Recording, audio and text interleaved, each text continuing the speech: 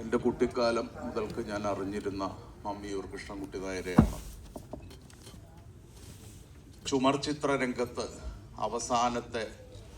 കലാകാരനായിരുന്ന മമ്മിയൂർ കൃഷ്ണൻകുട്ടി നായരെ പ്രോത്സാഹിപ്പിക്കുന്നതിന് ആരുമില്ലാത്ത കാലഘട്ടത്തിൽ രൂപ ഷീൽഡ് എന്ന് പറയുന്ന ഒരു വിദേശി ചെങ്ങന്നൂർ വിജ്ഞാന കലാവേദി എന്ന ഒരു സ്ഥാപനം ആരംഭിക്കുകയും അവിടെ ഇങ്ങനെയുള്ളതായ നാമാവശേഷമായ കലാരൂപങ്ങളുടെ കലാകാരന്മാരെ പരിപോഷിപ്പിക്കുകയും ചെയ്തതിൻ്റെ സമയത്ത് 1980-കളിൽ 85 കാലഘട്ടത്തിലാണ് NK രാജ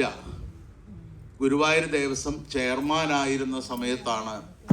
ഗുരുവായൂർ ദേവസ്വം ഇത് ഏറ്റെടുത്ത് ആദ്യമായിട്ട് ഗുരുവായൂരപ്പൻ്റെ കൃഷ്ണനാട്ടം എന്ന് പറയുന്ന കലാരൂപം പാരീസിൽ അവതരിപ്പിക്കുവാൻ കൊണ്ടുപോയതും ആ സമയത്താണ് മമ്മിയൂർ കൃഷ്ണൻകുട്ടി നായരെ കൊണ്ട്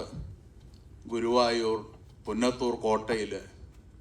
ഒരു ചുമർ ചിത്ര പഠന കേന്ദ്രം ആരംഭിക്കുകയും ചെയ്തത്. അതിൽ അഭ്യസിച്ച പഞ്ചവർണ്ണങ്ങളെ കൊണ്ട് ശ്ലോകങ്ങൾ നിശ്ചയിക്കുകയും ആ ശ്ലോകങ്ങളുടെ ഛായാചിത്രങ്ങൾ വരയ്ക്കുകയും ചെയ്യുന്ന സംവിധാനത്തിൽ നിന്ന് വ്യത്യസ്തമായ സപ്തവർണ്ണങ്ങളും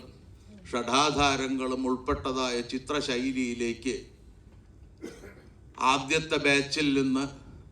വന്നതായ ഷാജു തുരുത്തിലിനെ പോലെയുള്ള അനവധി പേരുണ്ട്. അവർ അതിനെ വിഭിന്ന ശൈലികളിലേക്ക് മാറ്റം വരുത്തി അതിനെ മ്യൂറൽ പെയിൻറ്റിൻ്റെയും ഒരു ഇതോടുകൂടി അത് ക്യാൻവാസിൽ ചിട്ടപ്പെടുത്തി ഈ ചിത്രീകരണം രൂപീകരിച്ച്